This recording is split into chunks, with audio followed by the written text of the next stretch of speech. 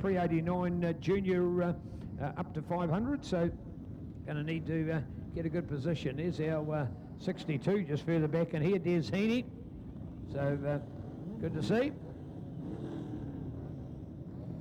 Right, 3 by 3 by 3 by 3 and 2. Oh, 203, great start, Vince. Man, he got a beauty start in there. Oh, absolutely superb reflexes and reaction. And the 203 of Vince Barrell getting a superb start off that second row, trying to get up there and mix it with Chris McMeekin. So looking out for our big boys today, Chris, Vince, Brian and Kerry, to our smaller capacity Pre-89 with Phil, Kerry and Peter.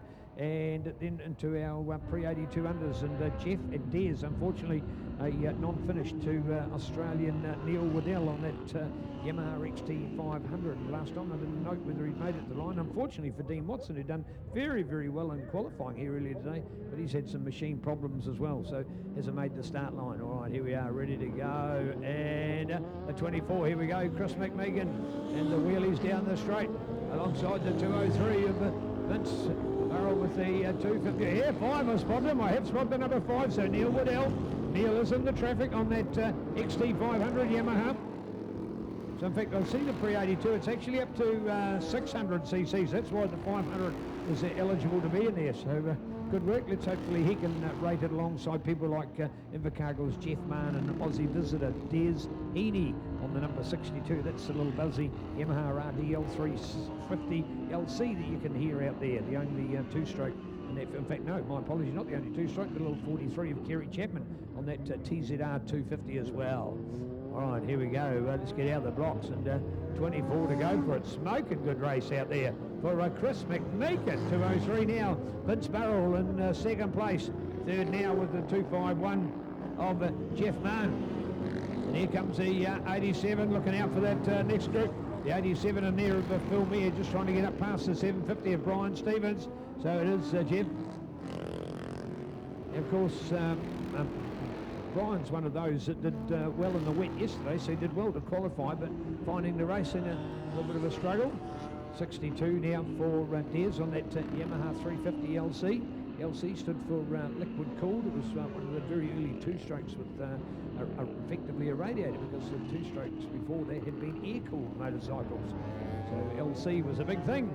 Liquid cooling technology. 24 for Chris McMeekin, 203 now, and Vince Barrell along with 251. Jeff Mann up there, 750, 87, yeah, 87 getting there, 87 again. So Phil Meyer might be off the second row on that Honda VFR 400, but he's got the better run of the Pre-89 Junior up to 600 field. So good work on board. Now from the number 11 of Pete Horridge out there on that NSR 500. It's a single cylinder bike, which is why it sort of has quite a distinctive roaring sound. And 62 again for Des Heaney. Oh, how close, how close. I tell you what, Vince is getting a run through. Here we go. Oh, Vince in front. Vince is in front. There you go. Wow, there you go. Vince Barrell getting the advantage over the local man. Oh, and 251, 750 coming back at you. And there we go with the 87 now, 43.5, 43 in there. So our three different leaders at the moment are Vince Barrell leading Pre-82 Open, Phil Meyer leading the Pre-89 600, and Jeff Mann leading the Pre-82 600. So three classes and three different winners as we mix our classes up with some of these awesome motorcycles of yesterday and yesteryear. In this case, pre-1982 and pre-1989 models. So the bikes now that are, coming up towards 40 years old. Right, here we are now. And Vince and Chris. 62, one lap less there. That's a checkered flag, so you didn't get to cover that extra lap for Des that time. 43, Kerry. And Kerry in there. Oh, Kerry Chapman over Phil Meyer. So Kerry actually holds the position. So Kerry Chapman on 43 ahead of the 87 in there. So Kerry Chapman to win that one. Phil won the last one. So both of those top classes have actually had the person that got second in the first race win the second race, and the person that won the first race second in the second race. So that means they're in a points tie. Hopefully for them there'll be time for a third race today. That will all depend on, as we politely say, weather and track conditions.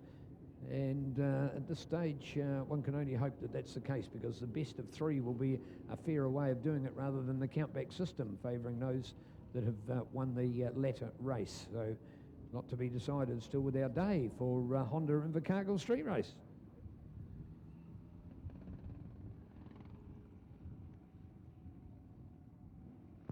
Thank you. There is a short delay now for bike recovery. What we often do is don't necessarily put out the recovery vehicle after every individual race.